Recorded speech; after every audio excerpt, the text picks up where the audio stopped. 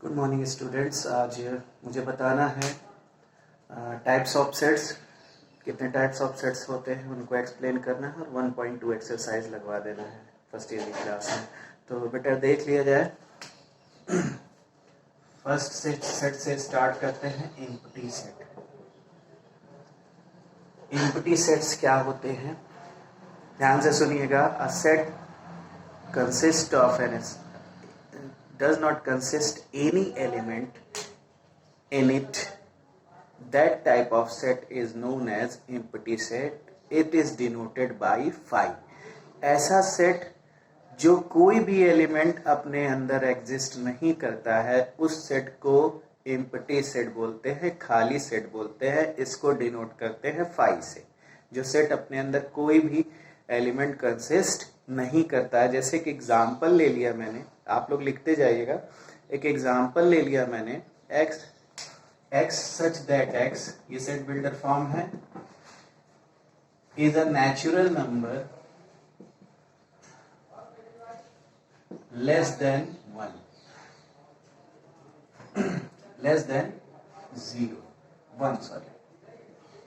x such that x कैसा number होगा? Natural number होगा जो कि 1 से छोटा होगा। तो 1 से छोटा कोई नेचुरल नंबर है क्या भाई? नहीं है ना। तो ये सेट कैसा मिलेगा? Empty set. इसको डिनोट इस तरह से करते हैं फाई से। कैसे डिनोट करते हैं? फाई से। समझ में आ गया बात? ये हो गया एम्प्टी सेट, ऐसा सेट जो कोई भी एलिमेंट कंसिस्ट नहीं करता है। दूसरा सेट है आपके पास सिंगलटन सेट। सिंगलटन सेट क्या होता है भाई?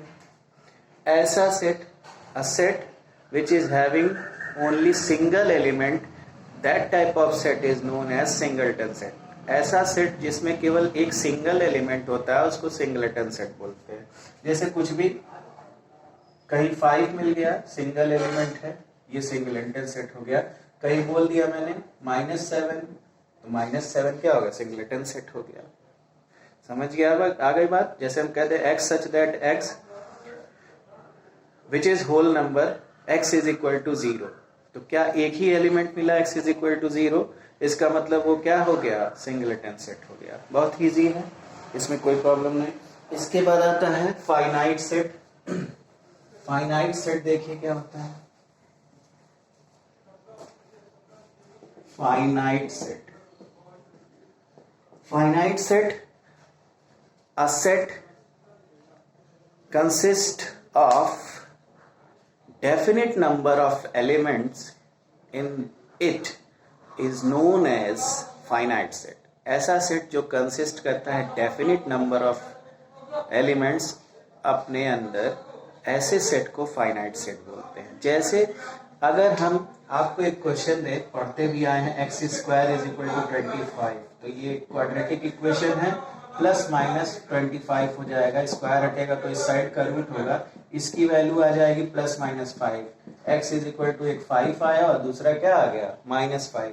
अगर हम सेट बनाएंगे तो इसको लिख सकते हैं -5, 5। क्या x की वैल्यू -5 और 5 के अलावा भी कुछ है? नहीं है। इसका मतलब ये फाइनाइट हो गया। ये सेट जो है कंसिस्ट कर रहा है डेफिनिट नंबर ऑफ एलिमेंट्स, मतलब x की वैल्यू वेरी नहीं कर रही है इन दोनों के अलावा, बाउंड है -5 और 5 के बीच में। ऐसे सेट को बोलेंगे फाइनाइट सेट।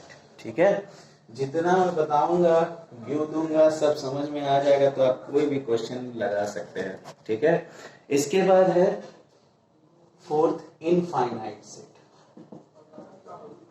इनफाइनाइट सेट देखिए क्या होता है।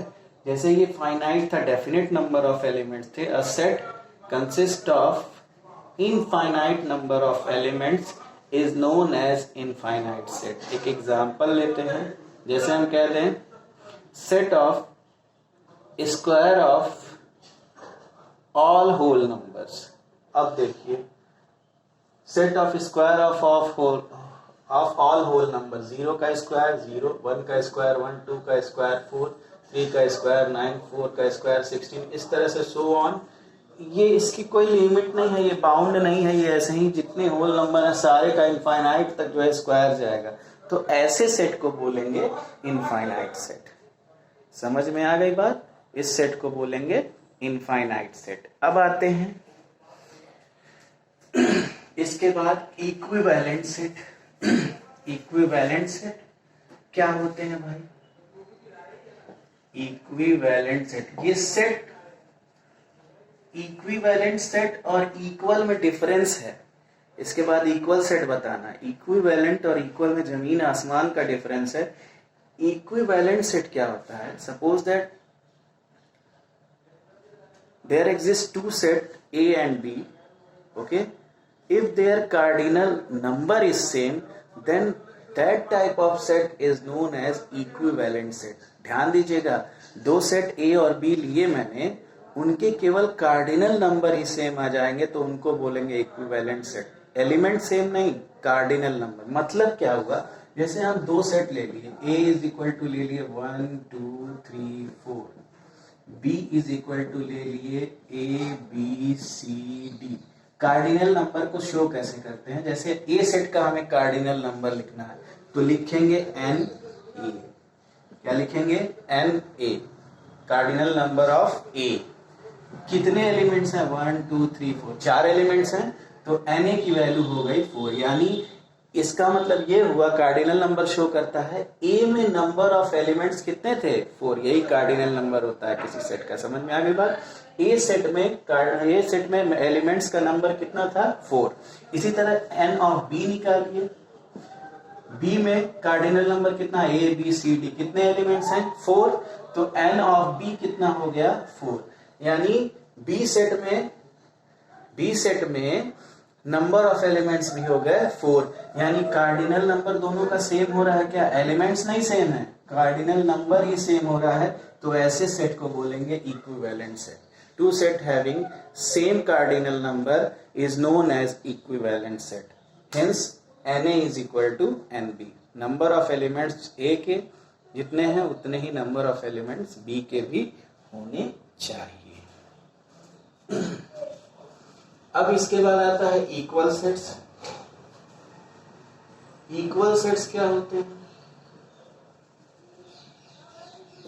इक्वल सेट जैसे इसमें कार्डिनल नंबर इक्वल हो रहा था, इसमें पूरे एलिमेंट्स इक्वल होने चाहिए। Two set having same elements in it, then that type of set is known as equal sets. जैसे दो सेट ले लिए A और B। A में है मान लीजिए 1 2 3 4।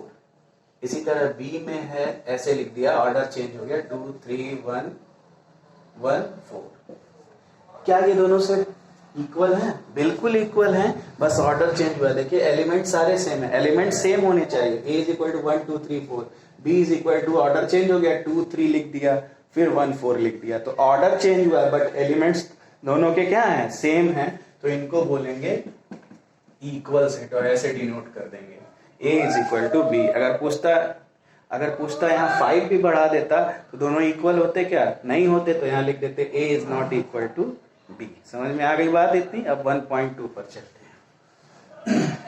Exercise 1 of NCERT। कुछ क्वेश्चन होमवर्क देते जाएंगे, कुछ क्वेश्चन एक्सप्लेन करते जाएंगे, आप लोग लगाते जाएंगे। जैसे 1.2 में पहला क्वेश्चन क्या, सुनिएगा। Which of the following are example of null set? Null set मतलब इम्पटी सेट, तो परेशान मत होइएगा, नल मीन्स खाली ही होता है। कौन सा एग्जाम्पल है? फर्स्ट का हम फर्स्ट लेते हैं, उसको एक्सप्लेन करते हैं, जो कि नल सेट है। तो फर्स्ट के फर्स्ट में ही दिया हुआ है क्या? Set of odd natural number divisible by 2। Set of all odd natural number divisible by 2। तो set of all odd natural number कितना होगा बेटा? 1 होगा, 3 होगा, 5 होगा, सो ऑन। तो 1 3 5 है। अब पूछ रहा है कि अगर डिविजिबल होगा 2 से तो क्या ये नल सेट है या नहीं है? तो कहाँ डिविजिबल होगा? ये पूरा कंप्लीटली ये डिविजिबल नहीं होगा 2 से। यानी इस सेट की वैल्यू क्या मिलेगी? एम्प्टी मिलेगी, नल मिलेगी। तो ऐसे लिख देंगे, yes, set of all odd natural number divisible by 2, it is not possible. Set of odd natural number is divisible by 2, then A is equal to 5. Okay, यानी ये कौन सा सेट मिला? Yes, first is a null set.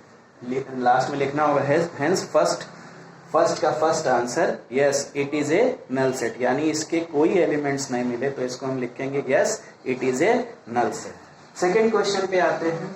Second question में पूछा है which of the following sets are finite and infinite. मैंने बताया था फाइनाइट मतलब consist of definite number of elements और consist of infinite number of elements that is known as infinite. तो second का फर्स्ट देखिए, कह रहा विच ऑफ कह रहा है the set of month of the year.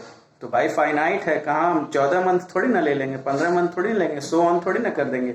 जनवरी से लेके दिसंबर तक ये फाइनाइट है, तो ये फाइनाइट सेट हो जाएगा। समझ में आ गई बात। इसके बाद कह रहा है इस तरह से लिखा हुआ है सेकंड वाले में 1 2 3 सो ऑन। इसका मतलब ये फाइनाइट नहीं है, ये सो ऑन इनफाइनाइट तक जा रहा है, तो इसको बोलेंगे इनफाइनाइट सेट। समझ में आ गई बात। इसके बाद आते हैं थर्ड पे स्टेट।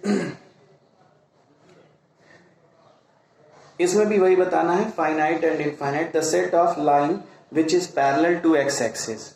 बताइए जरा set of line which is parallel to X axis. ये एक्स एक्सिस है, इसके पैरेलल हम बहुत सारे लाइन ड्रॉ कर सकते हैं। देखिए ड्रॉ ही करते जाएंगे, ऊपर भी नीचे भी सो ऑन। तो infinite number of parallel lines are is parallel to X axis. तो ये कैसा सेट होगा, इनफाइनाइट सेट होगा। ठीक है, ये हो गया थर्ड। अब फोर्थ पे आते हैं state whether a is equal to B और नॉट। अब इक्वल सेट है कि नहीं ये बताना है। तो फोर्थ का फर्स्ट और सेकंड में एक्सप्लेन करता हूं, बाकी आप लगाइएगा। फोर्थ का फर्स्ट और सेकंड क्या कह रहा है। फोर्थ के फर्स्ट में दिया हुआ है first a is equal to A B C D, और इसके बाद दिया हुआ है b is equal to D C B A. क्या ये इक्वल सेट है? बिल्कुल। इक्विवेलेंट सेट पूछता तो उनके कार्डिनल नंबर देखते हैं। यहाँ 4 एलिमेंट है में, यहाँ भी 4 एलिमेंट है, इसका मतलब इक्विवेलेंट भी है। ये इक्वल सेट क्यों है? क्योंकि ए बी सी डी इसमें भी है, इसमें भी सारे एलिमेंट सेम है। देखिए D C B A, but sequence change है, तो सीक्वेंस से कोई मतलब नहीं है। इसका मतलब ये दोनों इक्वल सेट है। सेकेंड पे आते हैं फोर्थ के। फोर्थ का सेकेंड कह रहा है ए इज इक्वल टू 4 8 12 16 और b इज इक्वल टू 8 4 16 18। अब यहाँ देखिए ये इक्वल सेट नहीं है, इक्विवेलेंट तो है क्योंकि दोनों का कार्डिनल नंबर सेम। 4 8 12 16, यहाँ 8 4 16 12 तो है नहीं, इसका मतलब इक्वल सेट नहीं हुआ। यहाँ पे 18 आ गया और यहाँ 12 आ गया। ए वाले में 12 है, बी वाले में 18 है, इसका मतलब ये इक्वल सेट नहीं है। इक्वल सेट नहीं हो जाएगा। बहुत ही इजी है, हम इस तरह से पहले सारा कुछ एक्सप्लेन कर देंगे फिर आपको समझा देंगे। अब देखिए एक और क्वेश्चन है फिफ्थ वाला, उसको देख लीजिए, फिर ये एक्सरसाइज कर लीजिएगा। कह रहा a इज इक्वल टू 2,3। इसमें भी दिखाना है इक्वल है कि नहीं। a इज इक्वल टू दे दिया 2,3 और b इज इक्वल टू दे दिया x such that x is a solution of x square plus 5x plus 6 is equal to 0। तो देखना है a और b दोनों इक्वल सेट हैं कि नहीं। तो पहले तो इसको सॉल्व करना पड़ेगा। b की वैल्यू क्या आएगी, सॉल्व करिए इसको। 5x plus 6 is equal to quadratic equation है, तो इसको फैक्टर मेथड से सॉल्व कर लेंगे। तो x square plus 3x plus 2x plus 6 is equal to 0। x common x plus 3, 2 common x plus 3 is equal to 0, x is equal to -3 और -2। दो value मिले, यानी b का सेट क्या मिल गया, -2, -3, और a का सेट क्या था 2, 3। दोनों इक्वल नहीं है, तो इस तरह से डिनोट करेंगे अनइक्वल सेट, क्योंकि b का साइन चेंज है -2 और -3, लेकिन a का साइन है +2 एंड +3। इस तरह के क्वेश्चंस लगाइएगा, फिर हम next exercise next day start करेंगे। Thank you very much.